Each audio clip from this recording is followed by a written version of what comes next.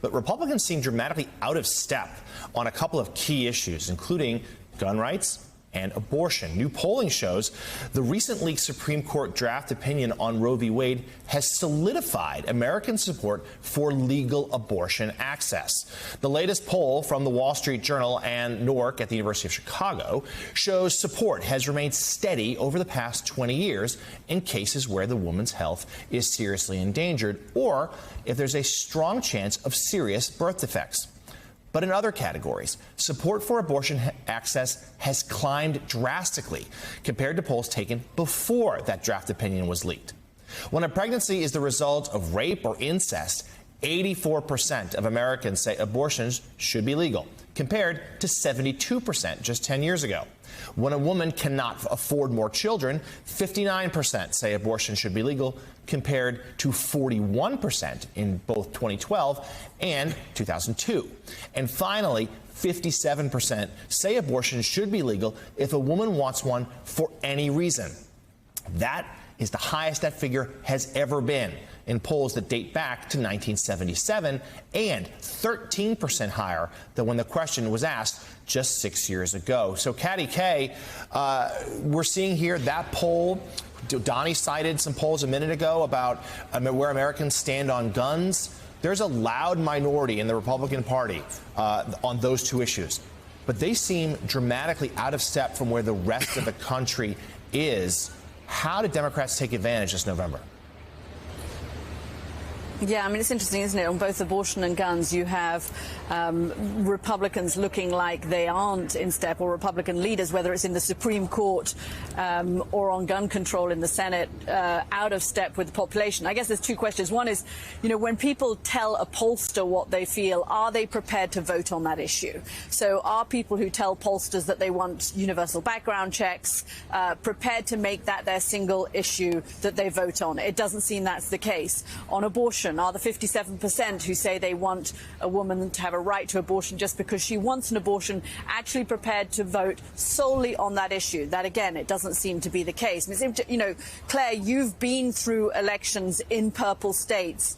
What would it take for somebody in a state like Missouri to get elected on a platform of supporting gun safety laws and supporting a woman's right to an abortion? I mean, is that even a viable election strategy in a state like Missouri, in a district that is purple or even potentially leaning Republican if these polls are right and a majority of people support these positions? Well, I think, Katty, for people that are in areas that are capable of electing either a Democrat or Republican, and let's stay focused on the fact that's where you make majorities. You don't make majorities in bright blue places or bright red places. Majorities are made in places where people are willing to vote for someone of either party. So even in a state like Missouri, a message of extremism works. Now, if your whole campaign was we got to take away people's guns and we've got to make sure that all abortions are legal, that would be very difficult for a candidate in Missouri. But talking about what the Missouri legislature has done that will have a ripple effect on everything from IVF to IUDs to someone who has been raped to a young child who has been consistently raped by their stepfather or by their uncle, that is where you move voters. Same thing on guns. These high-capacity magazines, everyone in Missouri, almost everyone in Missouri, understands the culture of guns, and they understand that it's important that we never talk about removing people's own guns from their homes. But high-capacity magazines are a completely different deal. I think people are beginning to realize that we are the mass murder capital of the world, and there's a reason for that. And it's this love affair with guns that have no place in a sportsman cabinet.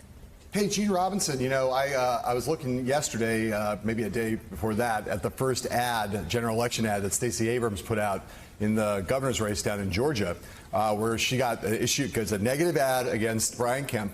It's got 3 issues that she hits. 1, choice. 2, guns, and 3, the kind of the Democratic standard of going after him for giving away tax breaks to fat cat friends, which is a classic Democratic populist issue. But she really, the headline issues there are these very issues we're talking about, and I wonder, those 2, choice and guns, I wonder whether that's a template for how a lot of Democrats are going to run across the country, because think about the close Senate races in the country, Georgia, Pennsylvania, and Arizona, and see Stacey Abrams picking up that cudgel, that two-part cudgel against Kemp. It looks like, to me, a preview of what we're going to see a lot of this fall.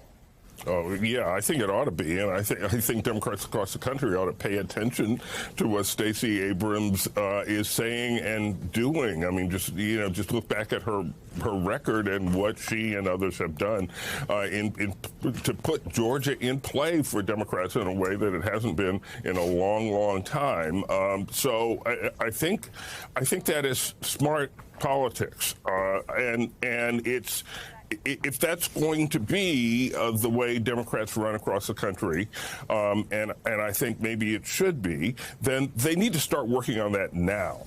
What the anti-abortion and pro-gun lobbies have done over years and years is sort of create these single-issue voters, put these issues to the front of mind for so many people around the country that, the Democrats are going to have to do the same thing in a really short period of time to make up some of that ground.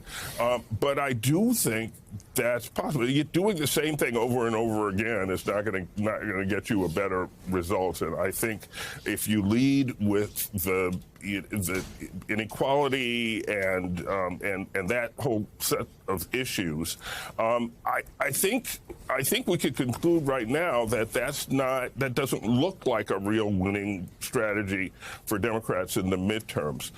But abortion and guns are two real, present, right now issues that you can motivate people on, I think, but you got to work at it. You got to go out and do it.